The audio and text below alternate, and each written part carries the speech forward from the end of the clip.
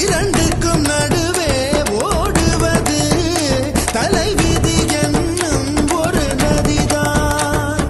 வாழ்க்கையில் பிடிமானம் ஏதும் இல்லை, இந்த கிண்ணம் தானே பிடிமானம் வேறு இல்லை. திராட்சை தின்பவன் புத்திசாலியா, பழரசம் குடிப்பவன் குற்றவாளியா? பெண்ணுக்குள் தொடங்கும் வாழ்க்கை இது மண்ணுக்குள் முடிகிறதே. விஷயம் தெரிந்தும் மனித இனம் பெண்ணுக்கும் மண்ணுக்கும் பறக்கிறதே.